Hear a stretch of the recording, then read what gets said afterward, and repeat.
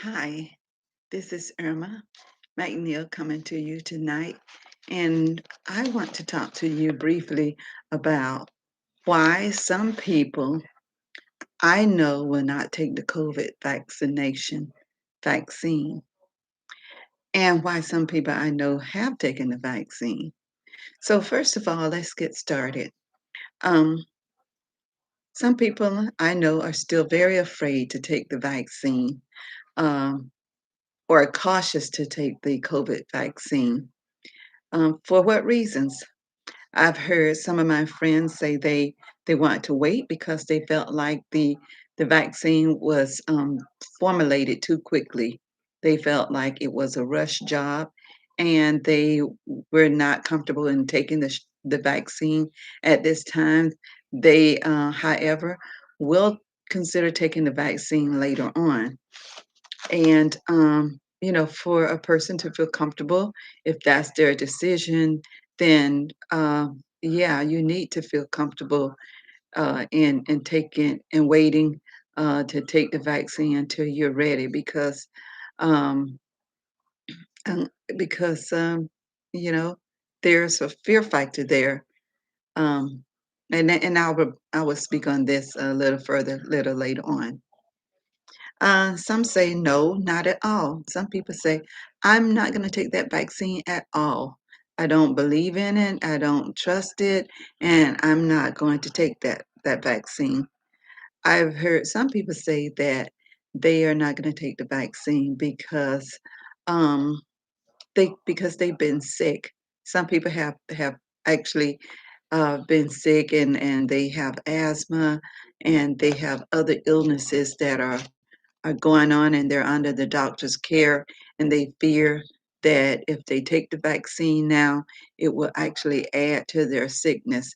They don't know how they would react with the side effects of the vaccine. So their decision is to wait for now. They feel that they are a candidate for the vaccine because they their immune system is weak and they have a high probability of getting COVID and getting COVID with some very serious um, symptoms. So they do want to take the vaccine, but however, they are sick right now, and they feel that it is not the wisest thing to do at this time. So they say definitely not for now. Um, After I had COVID-19 and I was clear, the doctor informed me that I needed to wait at least 2 weeks before taking the vaccine because I was just getting over a a virus in my system, which was COVID, and I didn't need to take the flu shot, which is another virus. So putting another virus in my body right after the vaccine was a no-no, and I needed to wait to take the COVID vaccination for a little bit also. Um, I waited further than 2 weeks because I still had pneumonia, and I had pneumonia for over 60 days.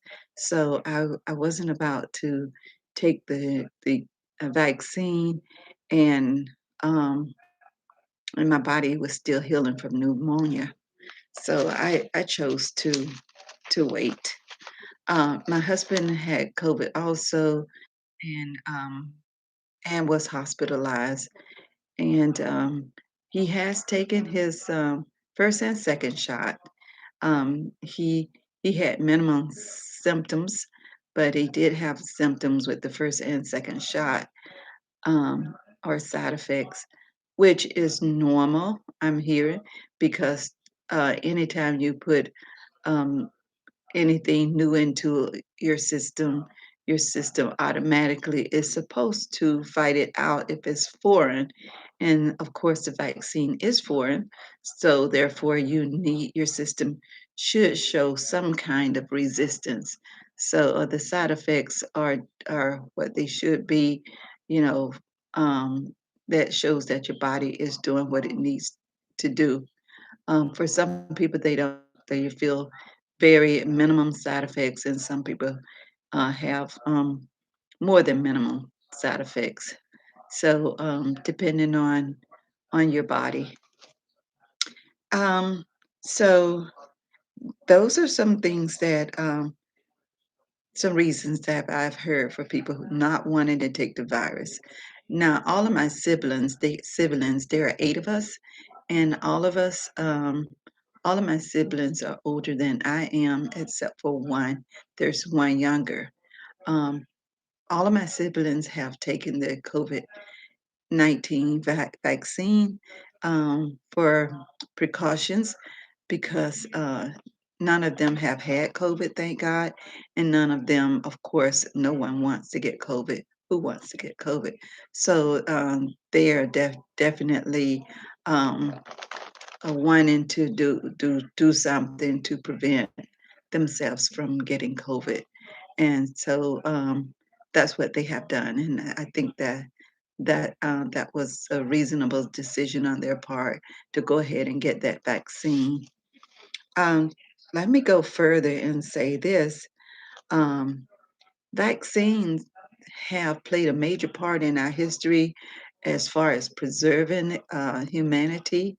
When I look back over the history, just in my generation, um, prior to prior to my birth, and I was born in 1956.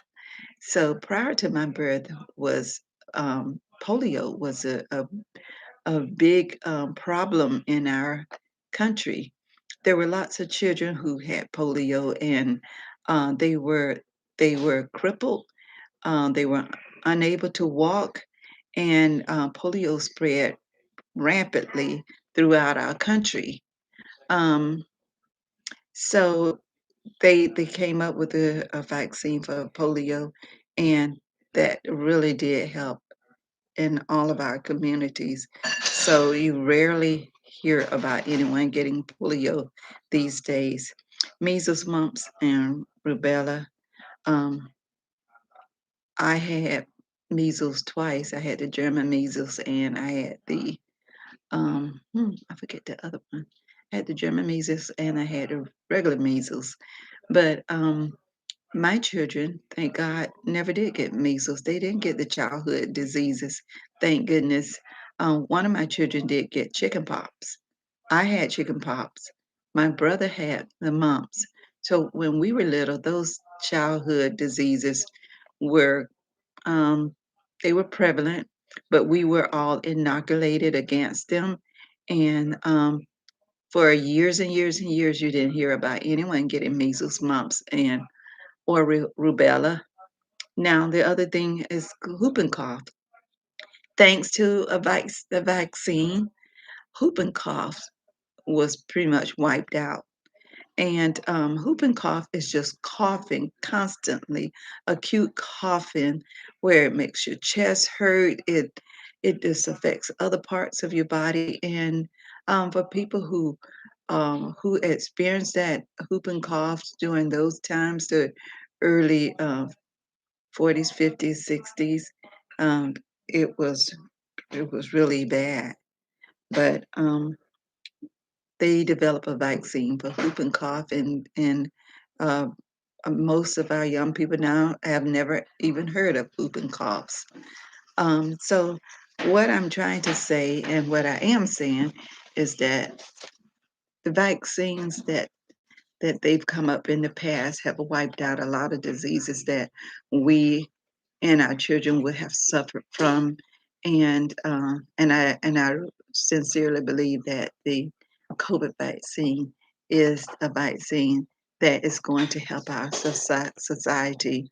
um, I was very, very hesitant about it at first, just as so many millions of people were.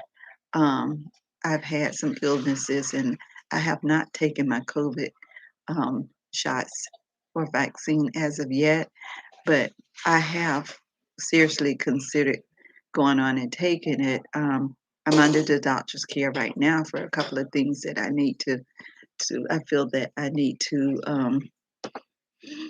um, completely heal from before I get the vaccine. So I want you to consider getting the vaccine. I also did some research on something I think that is very interesting. It is from the Blight Coalition, and it is called what I would like to say is get the facts.